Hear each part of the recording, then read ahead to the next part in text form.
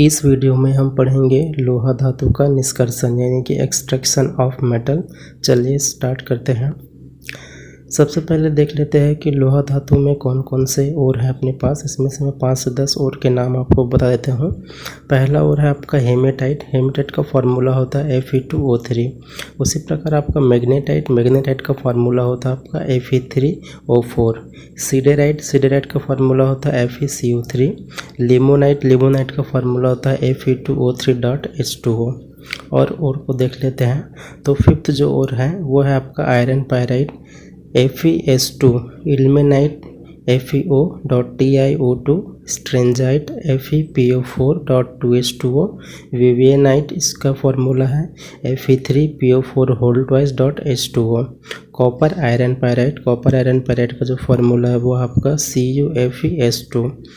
Extraction of iron start करते हैं। इसमें देखते हैं अपन सबसे पहले लोहे का क्या रहता है आपका निष्कर्षण करने के लिए पहले उसको सांद्रित करते हैं। इसके लिए देख लेते हैं कि कौन सा ओर यूज़ करते हैं। तो ओर के रूप में हम जो प्रमुख अयस्क है वो होता है इसका हेमेटाइट Fe2O3। इसी ओर का यूज़ करेंगे जिसके थ्रू हम आयरन का एक्सट्रैक्शन करेंगे। ठीक है, चलिए देख लेते हैं। इसमें एक्सट्रैक्शन के फर्स्ट प्रोसेस जो होता है वो होता है आपका अयस्क का सांद्रण। ठीक है, कॉन्सेंट्रेशन करना अयस्क को। तो इसमें आपको दो मैं एग्जांपल देता हूँ। पहला तो होता है आपका गुरुत्वीय पृथक्करण विधि और सेकंड आपका चुंबकीय पृथक्करण विधि। तो यहाँ पर गुरुत्वीय पृथक्करण विधि में पहले की वीडियो में हमने आपको बताया था किस प्रकार से उसका विधि होता है। पहले एक बार मैं आपको इसमें रिपीट कर देता हूँ। धातु अयस्क को छोटे छोटे टुकड़ों में तोड़कर क्या करते हैं गुरुत्वीय पृथक्करण विधि से सांद्रित कर लेते हैं। सांद्रित करने के पश्चात क्या होता है आपका जो मिट्टी होता है और रेत होता है ये जो होता है वो अयस्क से पृथक हो जाता है। अब यहाँ पर देखिए किस प्रकार से पृथक होता है। इस प्रकार से एक आपका क्या रहेगा ढलान रहता है। यहाँ पर क्या करते हैं एक तरह से आपका वाटर को डालते हैं। यहाँ से क्या होगा आपका वाटर जाएगा। वाटर के बाद क्या करते हैं ऊपर से क्या करेंगे और को जो बारीक टुकड़ों में जो ओर को पीसा गया है उसको हम लोग क्या करते हैं यहाँ से आपका डाल देते हैं। अब ये जो होता है इसके साथ जो आपका गैंग रहेगा तो गैंग का जो डेंसिटी होता है वो ओर के डेंसिटी से अलग होता है। जाहिर सी बात है कि जो आपका ओर होगा उसका डेंसिटी जो है वो ज़्यादा होगा और आपका जो गैंग पार्टिकल रहेगा उसका डेंसिटी जो है वो कम होता है। तो जब ये पानी यहाँ से जाता है तो पानी के साथ क्या होगा चूँकि ओर का वेट ज़्यादा होगा डेंसिटी ज़्यादा होता है तो वो क्या होता है एक जगह पर ऐसे इकट्ठा हो जाता है, ज़्यादा दूर नहीं जाता है। ठीक है, उसी प्रकार जो और लाइट पार्टिकल रहेंगे आपके जो मिट्टी और रेत वगैरह रहेंगे वो क्या होते हैं अलग अलग जगह पर इस प्रकार से क्या होते हैं इकट्ठा होते जाते हैं। ठीक है, यहाँ पर क्या होगा पानी जो है वो फ्लो होते रहता है। इस प्रकार से क्या होता है यहाँ से जो लाइटर पार्टिकल है वो आपके अयस्क से अलग हो जाते हैं। तो ये आपका गुरुत्वीय पृथक्करण विधि। इसके बाद इसे चुंबकीय पृथक्करण विधि से सांद्रित करते हैं जिससे जो अचुंबकीय पार्टिकल है या अचुंबकीय जो अशुद्धियाँ है वो अयस्क से पृथक हो जाती है। इसको आगे देखते हैं किस प्रकार से आपका पृथक होगा। तो जो चुंबकीय सांद्रण की जो विधि है उस विधि में क्या होता है इस प्रकार से आपका 2 पहिया रहता है। ये आपका पहला पहिया हुआ, ये आपका दूसरा पहिया हुआ। ये पहिया क्या होता है गोल घूमता है, इसके चारों तरफ क्या लगा रहता है आपका इस प्रकार से बेल्ट लगा रहता है। ठीक है, ये बेल्ट जो होता है वो गोल गोल घूमता है। अब यहाँ से क्या करेंगे ये जो आपका पहला वाला जो ये पहिया दिख रहा है ये आपका मैग्नेटिक पहिया है। तो यहाँ से जैसे ही हम ओर को इसमें डालते हैं पिसा हुआ जो बारीक ओर है उसको यहाँ पर डालते हैं तो ये ओर जैसे ही यहाँ पर आएगा तो जो अचुंबकीय अशुद्धियाँ यहाँ पर रहेगी वो क्या होगा एक तरफ यहाँ पे इकट्ठा होते जाएगा। ठीक है, मतलब दूर इकट्ठा होगा और जो चुंबकीय होगा वो क्या होगा इस बेल्ट से चिपके हुए क्या होगा अंदर की ओर एक जगह पर इकट्ठा होगा। मतलब वो क्या होगा इस प्रकार से अलग इकट्ठा हो जाएगा। तो जो चुंबकीय पार्टिकल है अपना और जो है वो यहाँ क्या होगा यहाँ पर हो गया और बाकी जो अशुद्धि है वो अलग से इधर आ गया। इस प्रकार से क्या होता है आपका जो अशुद्धि होता है वो आपके ओर से अलग हो जाता है। निस्तापन का जो प्रोसेस होता है निस्तापन के प्रोसेस में क्या करते हैं हम उसको वायु की अनुपस्थिति में गर्म करते हैं। तो गर्म करने के पश्चात जो क्या क्या उसमें चेंजेस होता है उसको देख लेते हैं। सांद्रित अयस्क को वायु की अनुपस्थिति में गर्म करते हैं। गर्म करने पर क्या होगा, आपका जो अयस्क होता है उसमें जो नमी होती है और कार्बन डाइऑक्साइड गैस जो होता है, ठीक है, तो नमी और कार्बन डाइऑक्साइड जो होता है वो दूर हो जाता है। ठीक है, अब दूर होने से क्या फ़ायदा, जो फेरस सिलिकेट बनने की जो संभावना है वो कम हो जाती है। जैसा कि आपको पता ही होगा, आयरन जो होता है वो क्या करता है, आयरन सिलिकेट यानी कि फेरस सिलिकेट के रूप में क्या होता है वो अलग हो जाता था। तो वहाँ पर हम जो फेरस सिलिकेट है वो अशुद्धि था, लेकिन यहाँ पे आयरन का हम एक्सट्रैक्शन करना है, तो जो आयरन सिलिकेट यानी कि जो FeSiO3 जो बनता था इसको हमें रोकना है। तो इसके लिए हम लोग क्या करते हैं, यहाँ पर वायु की अनुपस्थिति में इसको गर्म करते हैं। इसके साथ साथ क्या होता है, आपका अयस्क जो है वो सरंध्र हो जाता है। अयस्क सरंध्र होने से क्या होता है, उसको जो स्मेल्टिंग प्रोसेस होता है, प्रगलन का जो प्रोसेस होता है वो सुगम हो जाता है। आर्सेनिक एवं सल्फर, जो आर्सेनिक होता है और सल्फर होता है, ये इनके ऑक्साइड के रूप में दूर हो जाते हैं। जैसे कि आर्सेनिक ऑक्साइड क्या बनता है, आपका आर्सेनिक का AH2O3 के रूप में अलग हो जाता है। उसी प्रकार जो सल्फर होगा वो सल्फर डाइऑक्साइड के रूप में अलग हो जाता है।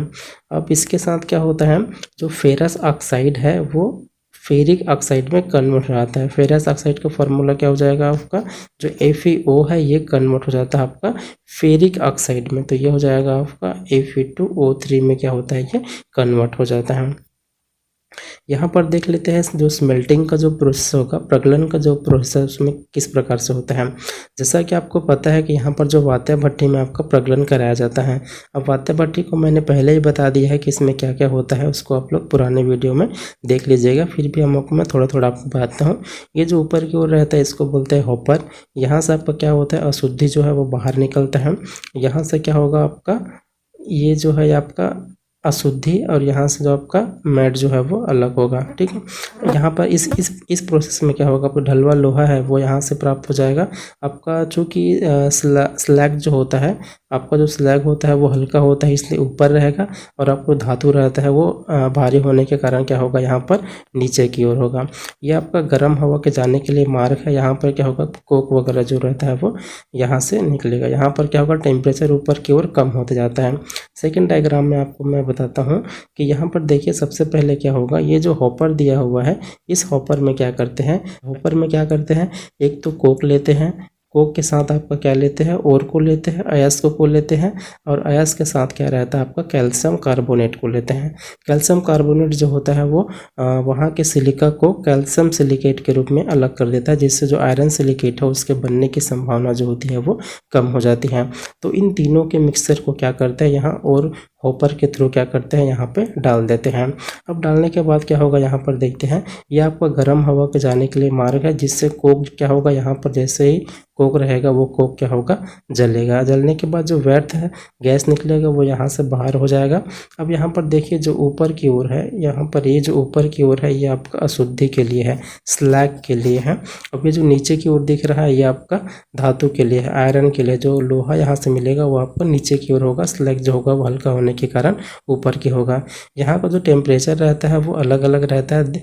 यहाँ का जो ऊपर का जो टेम्परेचर रहता है लगभग रहता है आपका 573 केल्विन के आसपास। ऊपर का टेम्परेचर 573 केल्विन, और नीचे का जो टेम्परेचर होता है लगभग 1870 केल्विन के आसपास जो होता है वो पहुँच जाता है रिएक्शन स्टार्ट होने के पश्चात। देख लेते हैं कि प्रगलन के प्रोसेस में वात्या भट्टी में क्या क्या होता है। तो जो निस्तापित अयस्क होता है उसको कोक के साथ वात्या भट्टी में ऊपर की ओर डाल देते हैं, जिससे उसका अपचयन हो सके। इसमें जो अयस्क होता है तथा कोक होता है, दोनों के मिश्रण को साथ ही साथ जो उसमें होता है कैल्शियम कार्बोनेट को फ्लक्स के रूप में डाल दिया जाता है, ताकि जो सिलिका की अशुद्धियाँ है वो क्या हो, धातुमल के रूप में पृथक हो जाए। ठीक है, यहाँ पर जो धातु होता है और धातुमल होता है वो अलग अलग निकलता है।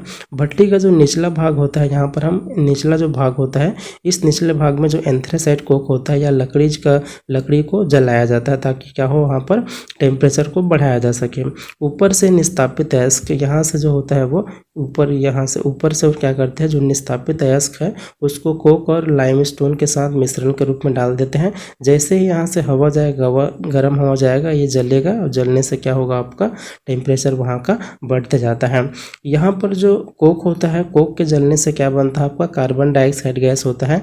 ये कार्बन डाइऑक्साइड जो होता है और जो कोक है उसके साथ रिएक्शन कर लेता है, और जो कोक रहेगा वहाँ पर उसके साथ रिएक्शन करेगा, और रिएक्शन करने के बाद क्या बनाता है, कार्बन मोनोऑक्साइड में बदल जाता है। है। चूँकि ये एक ऊष्माक्षेपीय अभिक्रिया है तो ऊष्माक्षेपीय अभिक्रिया में क्या होता है, टेम्परेचर जो होता है वो इंक्रीज होता है। क्या होगा आपका, टेम्परेचर क्या होता है, इंक्रीज होता है। इसलिए जो ऊपर का तापमान है वो कम हो, क्योंकि जो फ्यूल है आपका, जो कोक वगैरह है वो नीचे की ओर जल रहा है। ठीक है, तो यहाँ पे जो अलग अलग आपका तापमान है, अलग अलग क्षेत्र है, उसमें देख लेते हैं कि क्या क्या होता है। तो वात्या भट्ठी में होने वाले जो रासायनिक अभिक्रिया है वो अलग अलग जगह पर अलग अलग होता है। सबसे जो ऊपरी भाग होता है, ऊपरी भाग में इसका जो तापमान रहता है लगभग 570 केल्विन तक होता है। यहाँ जो क्रियाकारी मिश्रण है, मिश्रण का मतलब क्या, आपका जो कोक हो गया, ओर हो गया और जो आपका फ्लक्स है, इन तीनों का जो मिश्रण डाले हैं उन मिश्रण में उपस्थित जो संपूर्ण नमी है वो क्या होता है, दूर हो जाता है। मतलब सबसे जो ऊपरी भाग है जहाँ से आपका वो अयस्क वर्ग आ रहा है वहाँ से क्या होगा, उसका जो नमी है वो पूर्णतः तो दूर हो जाता है। सेकंड देख लेते हैं, इसका जो तापमान है, जो सेकंड अपचयन का जो ऊपरी क्षेत्र है, मतलब सबसे ऊपर है थोड़ा सा नीचे वाला भाग जो होता है उसको ऊपरी क्षेत्र बोलते हैं।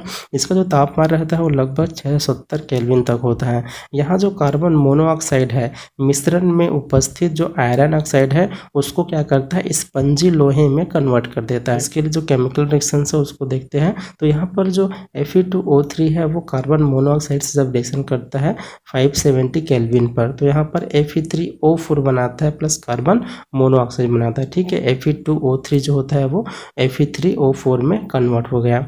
अब यहाँ पर देखिए 789 केल्विन मतलब 779 केल्विन पर क्या होता है, ये Fe3O4 जो बना था वो वापस CO से रिएक्शन करता है और FeO और CO2 बनाते हैं। मतलब आयरन का ऑक्साइड बनाया, फेरस ऑक्साइड और कार्बन डाइऑक्साइड बनाता है। ठीक है, उसके साथ क्या होगा, फिर जो आपका आयरन ऑक्साइड बना, फेरस ऑक्साइड जो बना है वो 870 केल्विन 870 केल्विन पर क्या होता है, वापस कार्बन मोनोऑक्साइड से रिएक्शन करता है और यही क्या करता है, आपका स्पंजी लोहा बनाता है। साथ ही साथ क्या बनाता है, आपका कार्बन डाइऑक्साइड बनाता है। ठीक है, तो आपका क्या हुआ, हेमेटाइट Fe2O3 से फाइनली आपको क्या मिल गया, स्पंजी लोहा मिल गया। इसके अतिरिक्त जो लाइमस्टोन होता है, यानी कि जो आपका कैल्शियम कार्बोनेट होता है, वो कैल्शियम कार्बोनेट जो होता है वो अपघटित होकर क्या बनाता है, चूना और कार्बन डाइऑक्साइड बनाता है। ठीक है, जैसे कि आपका क्या हो जाएगा, ये आपका क्या हो गया, लाइमस्टोन हो गया। ये लाइमस्टोन जो होता है ये बनाता है आपका calcium oxide plus carbon dioxide gas बनाता है। अब चयन का जो निचला क्षेत्र है, यहाँ पर क्या होता है, यहाँ का जो तापमान रहता है वो लगभग 970 केल्विन से 1470 केल्विन रहता है। ठीक है, कितना है आपका, 970 केल्विन से 1470 केल्विन तक रहता है। यहाँ जो चूना सिलिका से संयोग करता है और धातुमल बनाता है। ठीक है, चूना क्या था आपका और आपका जो सिलिका था वो दोनों क्या करता है, आपका रिएक्शन करता है। रिएक्शन करने के बाद क्या बनाता है, आपका धातु बल बनाता है, कैल्शियम सिलिकेट बनाता था। चूना का फॉर्मूला क्या था आपका, CaO और उसके बाद आपका जो सिलिका है वो है आपका SiO2, तो ये बना लेगा आपका CaSiO3, मतलब कैल्शियम का सिलिकेट बना लेता है। ठीक है, CaCO3 कैल्शियम ऑक्साइड चूना और CO2 में कन्वर्ट होता है। फिर जो CaO है कैल्शियम ऑक्साइड है वो SiO2 सिलिका के साथ 1170 केल्विन टेम्परेचर पर कैल्शियम सिलिकेट बनाता है, स्लैग बनाता है। ठीक है, ये क्या है आपका स्लैग बना लिया, या इसको हम लोग क्या बोलते हैं, धातु मल भी बोलते हैं। ठीक है, ये आपका धातु मल बना लेता है। 1270 से 1470, ठीक है, 1270 से 1470 के आसपास जो अपचयन होता है उसके साथ साथ कुछ और क्रिया भी होती हैं। ठीक है, वो क्रिया कौन सा होता है, कार्बन मोनोऑक्साइड जो होता है उसका 2 मॉलिक्यूल 570 केल्विन टेम्परेचर पर आपस में रिएक्ट करके क्या करते हैं, कार्बन डाइऑक्साइड और कार्बन का निर्माण करते हैं। ठीक है, तो यहाँ पर इस प्रकार जो बना कार्बन, यहाँ पर जो कार्बन बनता है वो वात्या भट्ठी में निचले भाग में स्पंजी लोहे द्वारा अवशोषित हो जाता है। जो कार्बन बना, यहाँ पे जो कार्बन बना, ये जो कार्बन बना है, ये कार्बन जो होता है वो लोहे के द्वारा अवशोषित हो जाता है। इसके अतिरिक्त यह कार्बन अयस्क में जो उपस्थित अन्य ऑक्साइड है उन ऑक्साइडों को भी उनके तत्वों में क्या करता है, अपचयित कर देता है। जैसे कि यहाँ पे तत्वों में कौन कौन सा अपचयित करता है, एक तो मैग्नीज में, फास्फोरस, सल्फर, सिलिकॉन, इनमें अपचयित कर देता है इनके ऑक्साइडों को। ठीक है, तो यहाँ पर इनका भी क्या होता है, स्पंजी लोहे द्वारा अवशोषण हो जाता है। जो स्पंज लास्ट में देखते हैं इसमें क्या होता है, आपका पिघलने का जो क्षेत्र होता है, निचला वाला जो क्षेत्र होगा वहाँ पर क्या होगा, वहाँ पर का जो टेम्परेचर रहता है लगभग रहता है 1470 से 1870 केल्विन होता है। यहाँ पर जो अशुद्धियों के मिलने होने के कारण स्पंजी लोहा जो होता है वो 1850 केल्विन के स्थान पर केवल 1470 केल्विन पर ही क्या होता है, पिघल जाता है। जैसा कि आपको पता है, अगर अशुद्धियाँ रहती है तो उसका जो टेम्परेचर होता है वो कम हो जाता है, जो बॉइलिंग पॉइंट या मेल्टिंग पॉइंट जो होता है वो क्या होता है आपका, कम हो जाता है। तो यहाँ पर क्या होगा, उसका जो मेल्टिंग पॉइंट है वो क्या होता है, डिक्रीज हो जाता है। इस प्रकार से क्या होता है आपको, फाइनली क्या मिलता है आपको, वहाँ पर मिलता है आपका ढलवा लोहा। इसको आगे अपन देख लेते हैं। पिघलने के बाद क्या हुआ, पिघलने के बाद भट्ठी के नीचे में, ठीक है, जो पेंदे हैं, मतलब नीचे का जो सतह है वहाँ पर द्रवित अवस्था में एकत्रित हो जाता है। अब इस द्रवित अवस्था में जो एकत्रित हुआ है आपका लोहा, इसको हम लोग क्या करते हैं, निकाल लेते हैं और सांचों में ढाल लेते हैं। तो यहाँ पर जो ढालने के पश्चात जो हमें लोहा प्राप्त होता है, उस लोहा को हम लोग क्या बोलते हैं, ढलवा लोहा बोलते हैं। ठीक है, पिग आयरन बोलते हैं। ठीक है, यहाँ पर क्या हुआ, हम क्या मिला, लोहा मिला। किस प्रकार का, आपका ढलवा लोहा मिला। इस प्रकार से आपका जो एक्सट्रैक्शन प्रोसेस होता है वो कंप्लीट होता है। इसके बाद हम देखेंगे कि किस प्रकार से इसका फिजिकल केमिकल प्रॉपर्टी होता है और क्या इसके यूज होते हैं।